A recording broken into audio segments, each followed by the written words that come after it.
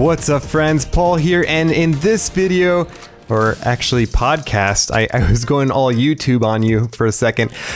In this podcast, we will be talking about how YouTubers, I believe, are the Renaissance person of the Renaissance man of the 21st century.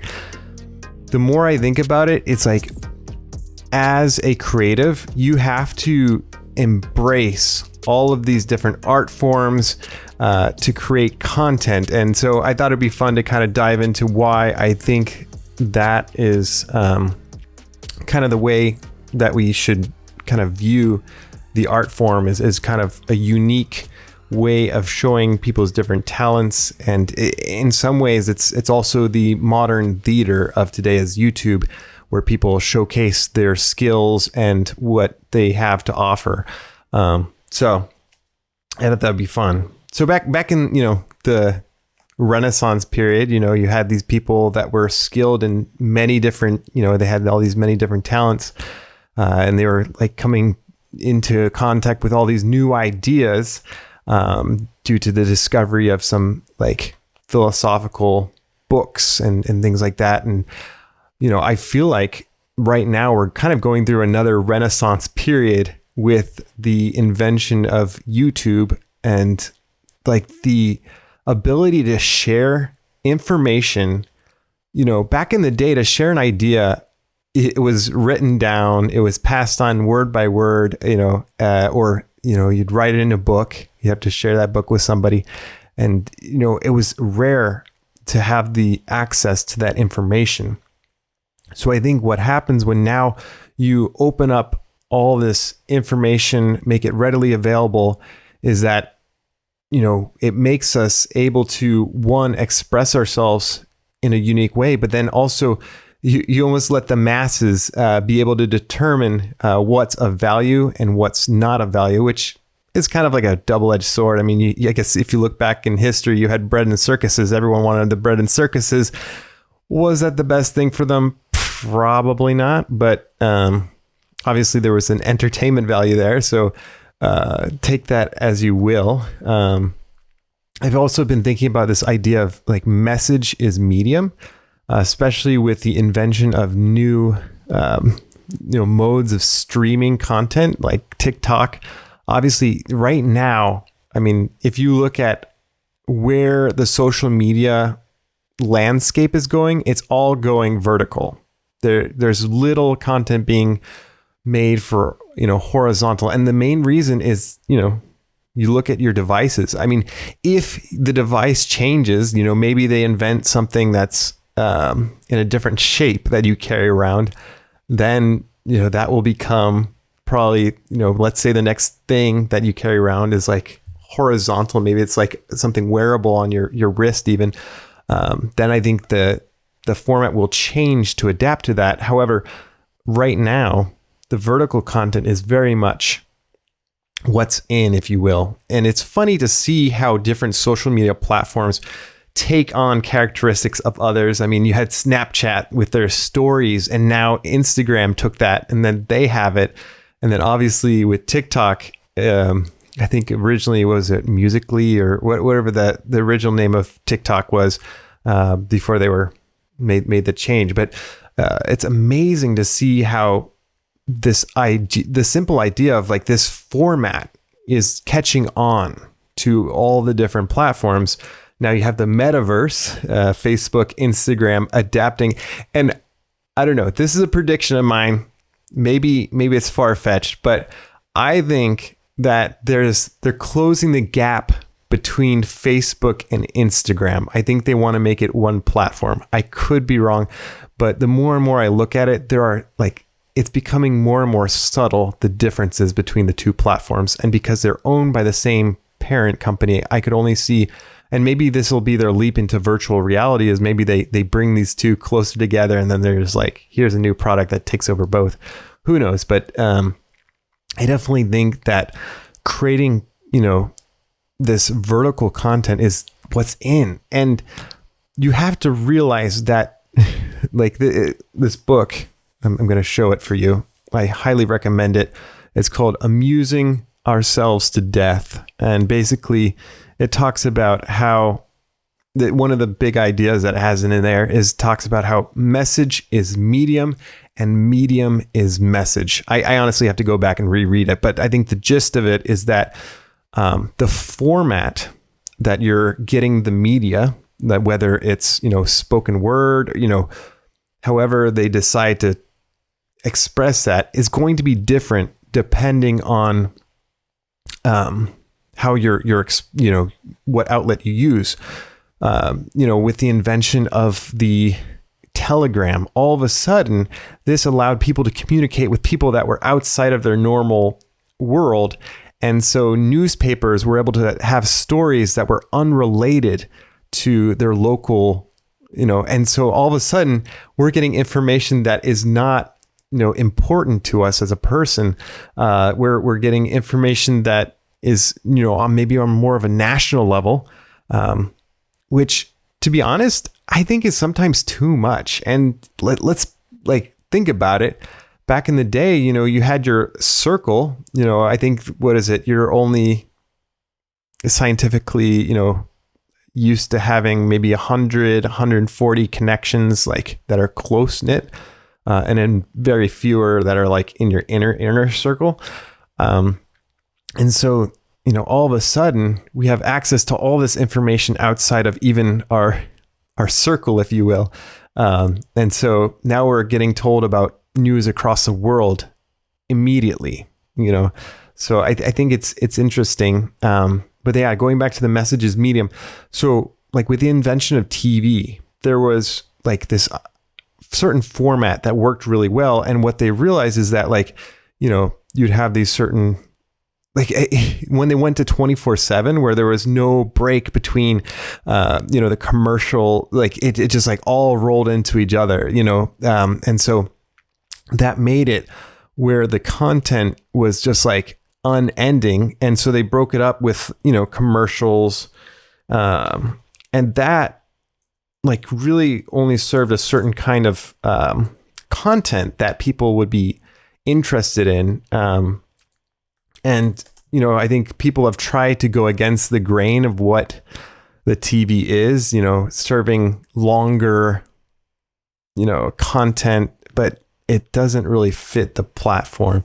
And I think that's something important to realize, is that the message that you bring forth, the same thing with a book, you can express a whole,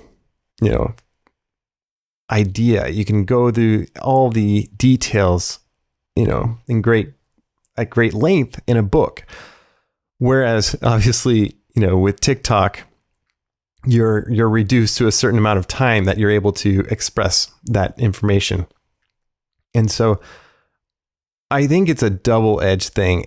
It's the restrictions, and this goes for any creative endeavor. Restrictions actually give birth to creativity, because all of a sudden you have to think within a new framework. And I think as humans, we evolve with the invention of new restrictions and having to work within it. But I think sometimes we can go too far off the deep end with completely getting rid of previous, art forms, or just going for what's completely new. I mean, you look at music, for example. They all of a sudden disregarded the tonal system, and all of a sudden you have this modern music that doesn't make, sense and is not really beautiful. I mean, in some level, it perhaps is a art in just the thought behind the production, but beyond that, it's kind of chaos, and there's little order behind the creation. And so I think it's very interesting to think about the form of short form content, and how that impacts what we put into those videos. And so obviously you can see what the top videos on these, platforms are. And oftentimes it's entertainment based. What value do you get out of a platform like TikTok? And then Facebook, it's also added Reels now. They basically took what you had on Instagram. They adapted Reels. They kind of moved away from it. The algorithm speaks for itself. So I think they made this announcement when they introduced Reels, and then they like kind of, doubled down on it, because now if you, speaking from experience, if you post a video on Instagram Reels and then you posted that same video on their Instagram like video, it's not going to perform, at least as far as I've seen. I don't think it's going to perform anywhere near what a Reel can perform as. And that's because where the eyes are and what the algorithm is promoting. Because I think Instagram is realizing there was something that worked with TikTok, that people were staying engaged. And it's kind of like the slot machine, you're kind of excited to see what comes next. It's like you scroll up and you get a completely different video.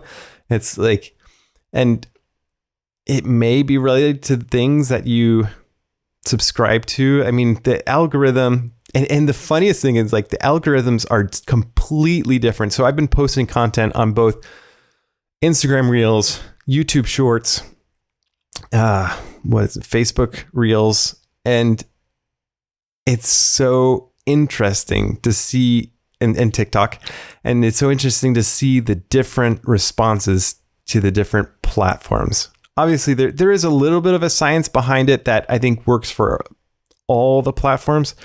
However, I think when it comes down to it, there is certain algorithms that promote certain kinds of content. And so it's like a science. So going back to the Renaissance man, obviously many YouTubers are now looking at content like adapting TikTok as another or short, like vertical form, because YouTube Shorts is now a big thing. And this is kind of shifting our way of like looking at vertical versus horizontal, and what the long-term life or horizontal is. Like, is it going to still be that important when all of a sudden most of our attention is shifted towards a vertical world? And will there be as much of an interest in a platform like YouTube? Like, is YouTube all of a sudden going to become a little bit more obsolete? I think it's always going to be kind of like the Alexandria, like a library, a big database that you can go to get, your information via video. I don't think that's going to go away, but it is so fascinating to think about how much and how quickly like the media world shifts based on what's coming in and out. So I think it'll be interesting to see how this plays out in the next 10, 20 years, because obviously TikTok, it's a baby. I mean, social media in general is a baby. So it's just growing up, and it will be interesting to see who adapts it, and if it sticks around, or if there'll be something else that completely, obliterates it. But I think what's interesting is that they've done studies, and with the younger generation, I think, I don't know, maybe I'm probably not quite the youngest generation, but I'm still younger. But with the young generation, what they found is that a lot of times the young people are platform agnostic. So they're not necessarily subscribed into like Facebook, Instagram, TikTok. They're not necessarily into one of those platforms. They're more like, where are my friends at? Where are the people that I have a association with? Where are they spending their time? That's where I'll be. So it'll be interesting to see how social media develops out of this. I think people have concerns of social media. And the other crazy thing about social media is all of a sudden now everyone's making their own social media. I don't know if you've seen this trend, but everybody these days are trying their hand at creating a new social media. And I think what might end up happening is you might see more micro social media coming up, and there are now platforms that are making it easier for people to create a social media for their community. So they don't have to deal with advertisements. Maybe you pay to be a part of a community versus having to outsource, that, like put it into a Facebook group or something like that, where you're at the mercy of, whatever Facebook wants you to do your group, or let's say like you're competing with all the other things that are happening in Facebook. When people go to their news feed, your group or your page isn't going to be necessarily the first thing that pops up in their feed. So if you have control over the platform, there's obviously a lot more that you can influence. You have things like, Trump just released a new social media platform, so that'll be interesting to see what happens to that. You have Getter, you have plenty of other, micro media platforms that are kind of coming up and trying their hand at it. So it'll be interesting to see how this plays out. But obviously, the number of users is a determining factor, especially for creators, where they're going to create their content and how they're going to distribute it. But maybe even content creators are going to create their own communities. I know that it's happening. It's very much happening where like content creators are kind of creating their own group. And that's probably part of the Renaissance man. That's like you're cultivating kind of like this group of people that hold these beliefs, hold these ideas, or are headed in a similar direction and want other people to walk alongside them. So it'll definitely be interesting to see how this all plays out. It's also fascinating to see the shift from TV to online, because all of a sudden now we have people being able to create content as a job. And I think one of the things that at least I, as a content creator, struggle with is this idea of how you make money. Obviously, hopefully you're promoting things that other people like you can stand behind and it's quality. But I think some people see that these people are promoting certain products, and I don't think these people last that long, that advertise these products and they don't really believe in it, because I think if it's not a quality product, someone's gonna just see past the facade. But oftentimes people can promote products. I know with Amazon affiliates, you can talk about a product and then you have a link in the description, and then someone can click on it and you get a small percentage back. The same thing goes for these smaller businesses or even bigger businesses. They'll allow individuals to promote their product, and as a result, if someone clicks the link or uses their code, they get a little bit of a kickback from that purchase or sale. And a lot of people are getting that revenue from that and being able to go completely into content creation.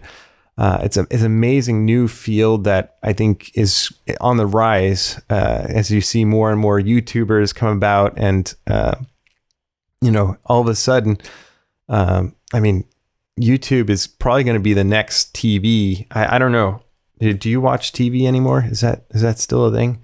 I feel like it's our world is shifting more and more online.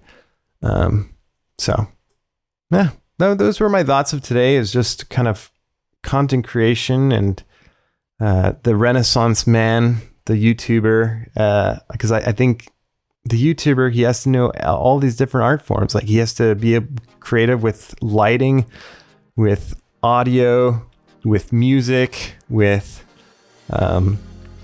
like art, because they have to create a thumbnail for each video. They have to be good at communicating ideas. They have to, or maybe they have a skill, like they're good at juggling, they're good at music. So I really do think that there's a kind of a continuation of this Renaissance man through YouTubers. And it'll be fascinating to see in 10, 20 years what this looks like. So yeah.